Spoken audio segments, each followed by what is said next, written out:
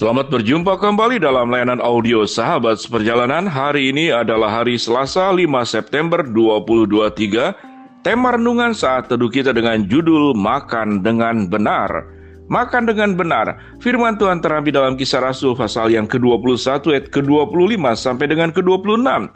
Tetapi mengenai bangsa-bangsa lain yang telah menjadi percaya, sudah kami tuliskan keputusan-keputusan kami, yaitu mereka harus menjauhkan diri dari makanan yang dipersembahkan kepada berhala, dari darah dan dari daging binatang yang mati dicekik, dan dari percabulan. Pada hari berikutnya Paulus membawa orang-orang itu serta dengan dia. Ia mentahirkan diri bersama-sama dengan mereka, lalu masuk ke bait Allah untuk memberitahukan bila mana pentahiran akan selesai, dan persembahan itu akan dipersembahkan untuk mereka masing-masing. Mari kita berdoa.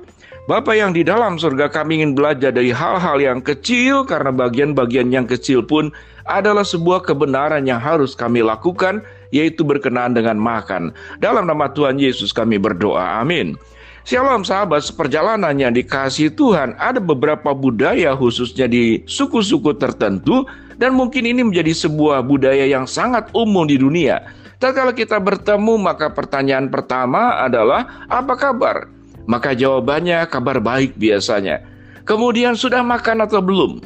Kalau itu pertanyaan yang sudah biasa, tapi kalau itu adalah sebuah hubungan yang dekat, maka kita mau makan di mana kalau seandainya belum makan?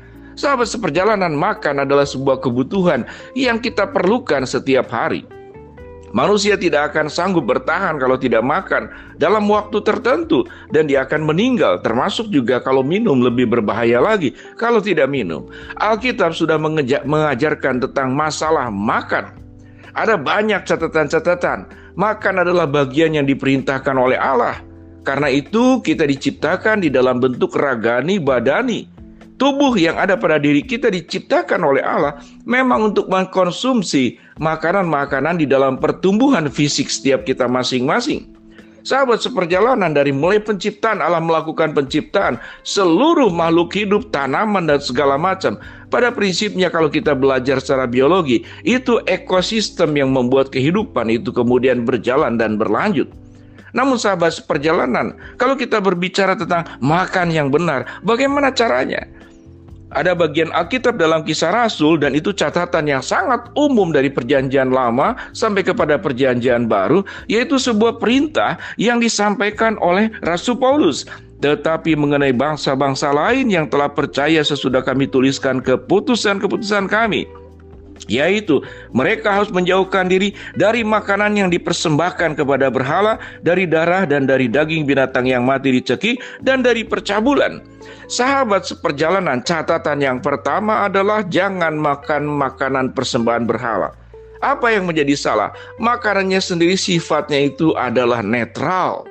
Makanan tidak punya agama, makanan tidak punya iman. Makanan termasuk daging-daging yang diizinkan oleh Allah kita makan, itu sifatnya netral, tidak ada yang namanya binatang yang haram. Kalau ada binatang yang haram, maka Tuhan tidak menciptakannya. Tuhan menciptakan semua binatang pada posisi-posisi tertentu. Kita tidak berbicara tentang iman daripada pihak lain. Setiap agama punya caranya sendiri, tapi kita berbicara tentang iman yang dicatat dalam Alkitab. Yang haram dalam Alkitab ada catatan-catatan yang kemudian di dalam Perjanjian Lama disempurnakan. Yang pertama adalah jangan makan makanan persembahan berhala.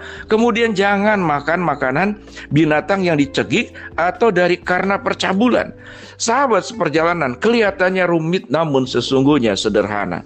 Kalau saya boleh simpulkan dari semua perintah-perintah Allah adalah jangan kita mengambil makanan, tidak hanya makanan, semua hal termasuk uang, termasuk segala sesuatu, kemudahan, termasuk juga kendaraan, segala sesuatu.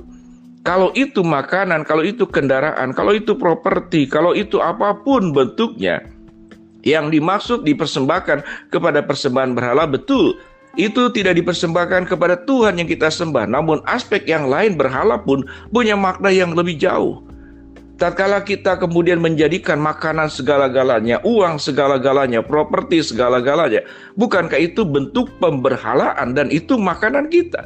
Sehingga makanan di dalam artian kita belajar pada saat ini tidak hanya makanan yang kita masuk dalam mulut kita. Tetapi sesuatu yang kita cari, yang kita makan, ada orang yang makan kekayaan, ada orang yang makan kuasa, bahkan ada orang yang makan teman. Itu dalam pengertian yang lebih jauh, jangan memakan sesuatu yang bukan hak kita.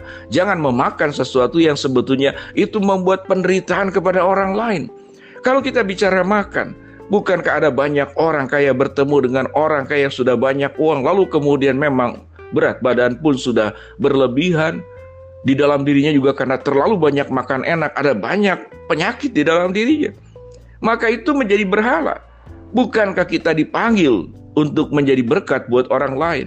Kalau Anda diberikan kelebihan, mari kita undang makan orang-orang yang mungkin untuk menikmati makanan yang enak itu. Seumur hidup mungkin hanya setahun sekali. Itu pun kalau ada di hari Natal atau di hari-hari tertentu.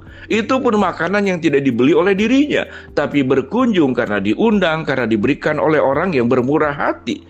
Orang yang punya hati belas kasihan memberikan makanan enak kepada orang-orang tertentu yang memang itu makanan yang sangat langka karena kemiskinan, karena tidak sanggup. Sepanjang hari cuma makan sayur, tahu, dan tempe. Sahabat seperjalanan, kita makan dengan benar adalah punya sesuatu pelajaran yang jauh lebih mendalam daripada segala sesuatunya. Bagaimana kita makan yang benar? Artinya segala sesuatu yang kita miliki, jangan dilakukan itu menjadi sebuah berhala dan semuanya menjadi terpusat kepada kita. Di dalam bagian ayat yang berikut dikatakan, pada hari berikutnya Paulus membawa orang-orang itu serta dengan dia. Ia mentahirkan diri bersama-sama dengan mereka, lalu masuk ke bait Allah untuk memberitahukan, yaitu bila pentahiran akan selesai dan persembahan akan dipersembahkan kepada mereka masing-masing. Jadi ada sebuah kebiasaan baik secara budaya orang Israel dan budaya manusia pada umumnya. Setelah dia mensyukuri mungkin hasil panen, lalu hasil panen itu ditinggalkan sebagian buat orang-orang yang membutuhkannya. Jangan semuanya dimakan oleh sendiri. Oleh sebab itu, sahabat perjalanan, kita boleh makan, tapi tidak semua kita harus makan. Karena ada bagian-bagian berkat dalam kehidupan kita itu milik orang lain, yang harus kita bagikan, yang harus menjadi berkat. Oleh sebab itu, sahabat seperjalanan, makanlah dengan benar. Jangan segala sesuatu dimakan oleh dirimu sendiri, sehingga engkau menjadi pribadi yang berlebihan, menjadi orang yang haus tatkala sudah berlimpah air, menjadi orang yang terus lapar tatkala engkau sudah makan apapun yang pernah engkau bisa beli, sekalipun itu mahal. Mari sahabat seperjalanan, kita belajar hidup makan dengan benar. Bagaimana cara makan dengan benar? Jangan semua dimakan oleh sendiri. Tidak hanya makanan, termasuk kekayaan, kuasa, pendidikan. Ada banyak orang yang butuh pendidikan, ada banyak orang yang membutuh untuk menunjang dan memperpanjang hidupnya dan masa depannya. Jangan semuanya untuk diri sendiri, sahabat seperjalanan.